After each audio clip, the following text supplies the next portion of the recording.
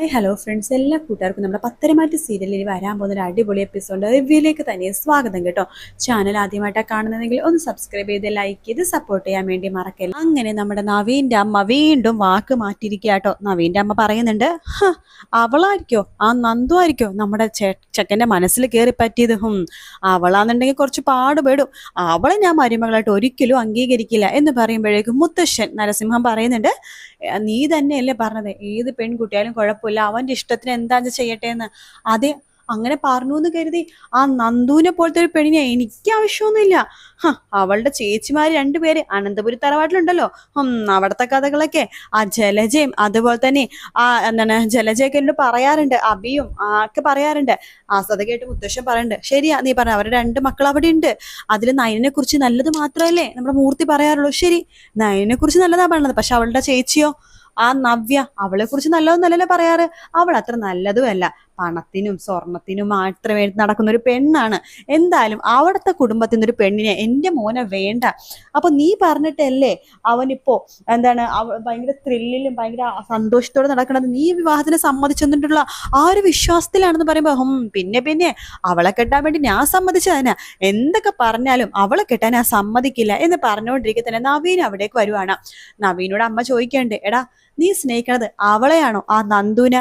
നന്ദുവിനെങ്ങാനും ആണെങ്കിൽ ഞാൻ സമ്മതിക്കില്ല കേട്ടോ എന്ന് പറയുമ്പോഴേക്കും നവീന്റെ മുഖം ആകെ മാറണം. അപ്പൊ അമ്മ തന്നെയല്ലേ പറഞ്ഞത് ഏത് പെൺകുട്ടിയായാലും കുഴപ്പമില്ല, മോൻ കൂട്ടിക്കൊണ്ട് വന്നോന്നിട്ട് അമ്മ തന്നെ ഇപ്പൊ വാക്ക് മാറ്റുവാണോ എന്ന് ചോദിക്കുമ്പോ, അതെ ഞാൻ പറഞ്ഞു എന്നുള്ളത് ശരിയാണ്, പക്ഷെ അത് നന്ദുവിനെ പോലത്തെ ഒരു പെണ്ണിനെ കൊണ്ടുവരാൻ വേണ്ടി ഞാൻ നിന്നോട് പറഞ്ഞോ? എന്റെ പൊന്നോ, അവളെ പോലത്തെ ഒരു പെണ്ണിനെ മരുമകളായിട്ട് ആലോചിക്കാനേ എനിക്ക് വയ്യ. അമ്മീനെ എന്തൊക്കെ പറഞ്ഞു ശരി, അമ്മ സംശയിച്ചത് ശരി തന്നെയാണ്. ഞാൻ സ്നേഹിക്കുന്ന നന്ദുവിനെ തന്നെയാണ്. ഈ ലോകം എങ്ങനെയൊക്കെ മറിഞ്ഞു വീണാലും ഞാൻ നന്ദുവിനെ മാത്രമേ വിവാഹം കഴിക്കുള്ളൂ. ആഹാ, അപ്പൊ നിനക്ക് നിന്റെ ഈ അമ്മേനെക്കാളും വലുത് അവളാണ് അല്ലേടാ ആ നന്ദു? ഇപ്പോ എനിക്ക് അവള് തന്നെയാ വലുത്. കണ്ടോ മനുഷ്യ, ഇവനെ വേണ്ടി നമ്മൾ എത്രയോ നാൾ ഇവനെ വേണ്ടി ഇവന്റെ ഭാവിക്ക് വേണ്ടി കാത്തിരുന്ന നമ്മൾക്ക് പറയണത് കേട്ടില്ലേ? അപ്പൊ അച്ഛൻ പറഞ്ഞേ, എടി എന്തെങ്കിലും ആവട്ടെ, അവൻ അവളെ ഇഷ്ടമെന്നുണ്ടെങ്കിൽ വിവാഹം കഴിച്ചോട്ടെ, ഇനി നമ്മൾ അതിൽ മറുപടി ഒന്നും പറയാൻ നിൽക്കണ്ട. അത് അവനായി അവന്റെ ഇഷ്ടമായി വരുന്നത്, അവൻ വരുന്നിടത്ത് വെച്ച് കാണട്ടെ, നമ്മൾ അതിൽ ഇടപെടണ്ട. അല്ലെങ്കിൽ മക്കളുടെ കാര്യത്തിൽ നമുക്ക് ഇടപെടാൻ ഒരു ലിമിറ്റ് ഉണ്ട്. വിവാഹം എന്ന് പറയുമ്പോൾ അവരുടെ ഇഷ്ടത്തിന് കുറച്ചൊക്കെ വിട്ടുകൊടുക്കണം.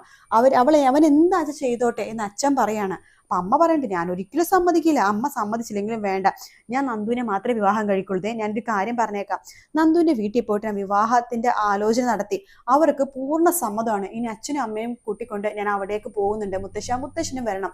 ശരി മോനെ, നിന്റെ ആഗ്രഹമല്ലേ, അത് നടക്കട്ടെ എന്ന് മുത്തശ്ശനും പറയാണ്. അതിനുശേഷമാണെന്നുണ്ടെങ്കിൽ നമ്മുടെ നന്ദുവിനെയാണെന്നുണ്ടെങ്കിൽ വിളിച്ചു വരുത്തുന്നുണ്ട് ഗോവിന്ദൻ. എൻ്റെ നന്ദുവിനോട് പറയണ്ട്, മോളെ ഇവിടെ നവീൻ വന്നിരുന്നു എന്ന് പറയുമ്പോൾ തന്നെ നന്ദുക്ക് ഏകദേശം കാര്യം മനസ്സിലായി. എന്നിട്ട് എന്തു പറഞ്ഞു? വേറൊന്നല്ല, ഒരു ആലോചന, മോളെ വിവാഹം കഴിപ്പിച്ച് തരാവോ എന്ന് നവീൻ ഞങ്ങളുടെ അടുത്ത് ചോദിച്ചു. നവീനേട്ടൻ പോലീസ് സ്റ്റേഷനിൽ വന്നിരുന്നു, എന്നോട് ഈ കാര്യം പറഞ്ഞിരുന്നു. എന്നിട്ട് നീ എന്തു പറഞ്ഞു? ഞാനെന്ത് പറയാനാ, ഞാൻ നവീനേട്ടനെ ആ രീതിയിൽ കണ്ടിട്ടില്ലല്ലോ. ഇനി കാണുന്നതിനിപ്പോ എന്താ കുഴപ്പം എന്ന് കനക ചോദിക്കുമ്പോ, അമ്മ എന്തൊക്കെയാ പറഞ്ഞത്? സുഹൃത്തിനെ പോലെ കണ്ടൊരാളെ പെട്ടെന്ന് അങ്ങനെയാമേ വിവാഹം കഴിക്കാൻ പറ്റാ? എടി മോളെ, ഈ ലോകത്ത് എന്താ സുഹൃത്തുക്കളായിട്ടുള്ള വിവാഹം കഴിക്കുന്നില്ലേ? സത്യം പറഞ്ഞ സുഹൃത്തായിട്ടുള്ളവരാണ് വിവാഹം കഴിക്കേണ്ടത്. അമ്മേ, എനിക്ക് ദേഷ്യം വരുന്നുണ്ട് കേട്ടോ. നീ എന്തൊക്കെ പറഞ്ഞാലും ശരി, നിന്റെ അച്ഛനെയും എനിക്കും നിന്റെ ചേച്ചിക്കും ഒക്കെ വിവാഹത്തിനോട് ഭയങ്കര താല്പര്യമാണ്. ഇത് കേട്ടപ്പോ തന്നെ നയനമോൾ എന്തുമാത്രം സന്തോഷമെന്ന് അറിയാവോ എന്ന് പറയുമ്പോഴേക്കും നന്ദു പറയണ്ട, ആരൊക്കെ സന്തോഷിച്ചാലും എനിക്ക് സന്തോഷമില്ല, എനിക്ക് ഈ വിവാഹത്തിനോട് താല്പര്യമില്ല എന്ന് പറയാണ്. നീ എന്തൊക്കെ പറഞ്ഞാലും ശരി, ഈ വിവാഹത്തിനോട് ഞങ്ങൾക്ക് ഭയങ്കര താല്പര്യമാണ്. നീ സമ്മതിച്ചാലും ഇല്ലെങ്കിലും ഈ വിവാഹം ഞാനും നിന്റെ അച്ഛനും ചേർന്ന് നടത്തിയിരിക്കും എന്ന് പറയാണ്. നമ്മുടെ കനക ആകെ പെട്ടുപോവാണ് നന്ദു കേട്ടോ. ഇനി എന്ത് ചെയ്യും എന്ന് വെച്ചാൽ നന്ദു അപ്പൊ തന്നെ നമ്മുടെ ഫോൺ വിളിക്കാണ്. അനിയനായിട്ട് പറയേണ്ടത് വീട്ടിൽ ഭയങ്കര സീരിയസ് ആയിട്ട് തന്നെയാണ് നവീനേട്ടന്റെ വിവാഹം ആലോചന നോക്കിക്കൊണ്ടിരിക്കുകയാണ്. എനിക്ക് എന്ത് പറയണമെന്ന് അറിയില്ല. അനിയേട്ട ഇനിയിപ്പോ കാത്തിരുന്നിട്ട് കാര്യമൊന്നുമില്ല. നവീനേട്ടനാണെന്നുണ്ടെങ്കിൽ എന്തും വരട്ടെ എന്ന് വെച്ചിട്ട് വിവാഹത്തെക്കുറിച്ചുള്ള എല്ലാ കാര്യങ്ങളും എൻ്റെ വീട്ടുകാരോട് പറഞ്ഞു. എൻ്റെ അമ്മ അച്ഛനും ആകെ ത്രില്ലിലാണ്. നയനേച്ചിയുടെ കാര്യം പിന്നെ പറയണ്ട, ആദർശേട്ടന് നയനേച്ചിക്ക് ഭയങ്കര സപ്പോർട്ടും ഉണ്ട്, അറിയാടോ. ഇനിയിപ്പോ എന്താ ചെയ്യാ? എടോ നന്ദു, ഞാൻ തന്നോട് ഒരു കാര്യം ചോദിച്ചോട്ടെ, ഞാൻ വിളിച്ചാ താൻ ഇറങ്ങി വരുമോ? അയ്യോ അനി അതൊന്നും നടക്കില്ല അനി, പക്ഷെ അതൊന്നും ശരിയാവില്ല, ദേ നമ്മൾക്കതൊന്നും ചേർന്ന കാര്യമൊന്നുമല്ല. എടോ നോക്ക്, ഈ ഒരു അവസ്ഥയിലാണ് ചില ആൾക്കാർ ഇങ്ങനെ ഒളിച്ചോടി പോയി വിവാഹം കഴിക്കുന്നത്. നമ്മളെ വീട്ടുകാർ മനസ്സിലാക്കണില്ലെങ്കിൽ നമ്മൾ പിന്നെ എന്താണ് ചെയ്യുക എന്ന് ചോദിക്കുമ്പോഴേക്കും നന്ദു പറയണ്ട അതൊന്നും ശരിയാവില്ല എന്ന് പറയാണ്. എന്തുകൊണ്ട് ശരിയാവില്ല?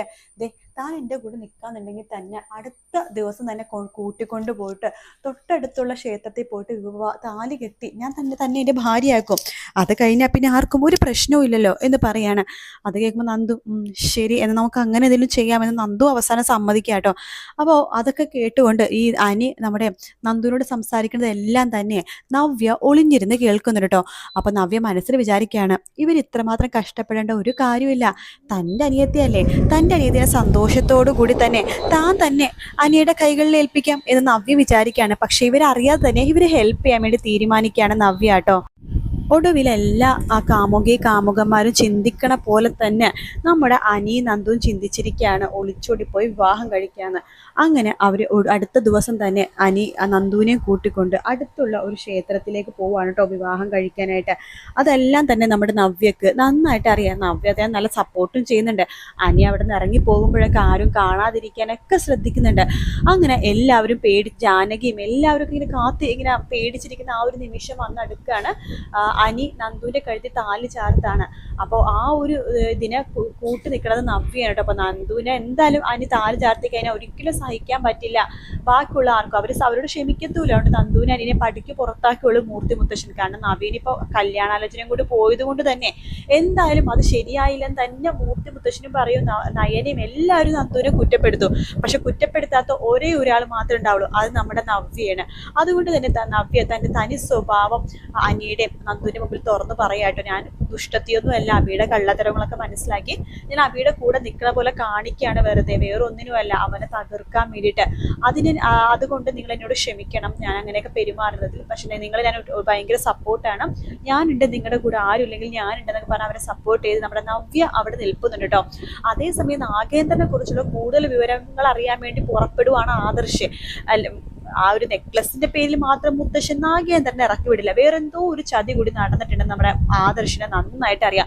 ആദർശ് അതിനെ വേണ്ടി ഇറങ്ങി പുറപ്പെടുവാട്ടോ. പക്ഷെ ഈ സത്യം അറിയണമെങ്കിൽ ആകെ 2-3 പേർക്ക് അറിയുള്ളൂ. ഒന്ന് മുത്തശ്ശൻ, പിന്നെ ജലജ, പിന്നെ നാഗേന്ദ്രൻ. ഇവർക്ക് 3 പേർക്ക് മാത്രം അറിയാവുന്ന ഒരു മഹാസത്യമാണത്. ആ ജലജയുടെ വായന എന്തായാലും വീഴില്ല, മുത്തശ്ശനാണെങ്കിൽ പറയില്ലെന്ന് വാശിയിലാണ്. പിന്നുള്ളത് നാഗേന്ദ്രൻ. അതെ, നാഗേന്ദ്രനെ തന്റെ സൈഡിലേക്ക് എങ്ങനെയെങ്കിലും ആക്കണം. അയാളുടെ ശത്രുത ഇപ്പൊ തനിക്ക് ഒട്ടുമില്ല. ഇനി അയാളെ തനിക്കൊരു അങ്കിളായിട്ട് കണ്ടൂടെ? അതെ, എൻ്റെ മനസ്സിൽ ഇപ്പം അയാൾ ശരിക്കും എൻ്റെ അങ്കിളെ പോലെ തന്നെയാണ്, എൻ്റെ സ്വന്തം മാമൻ. അയാളെ പോയി കാണണം, സംസാരിക്കണം, എന്നിട്ട് അയാളായിട്ട് കൂട്ടുകൂടണം. അയാൾ തെറ്റ് ചെയ്തിട്ടില്ല, അയാളായിരുന്നു ശരിയെന്ന് മുത്തശ്ശനെ പറഞ്ഞ് മനസ്സിലാക്കണം.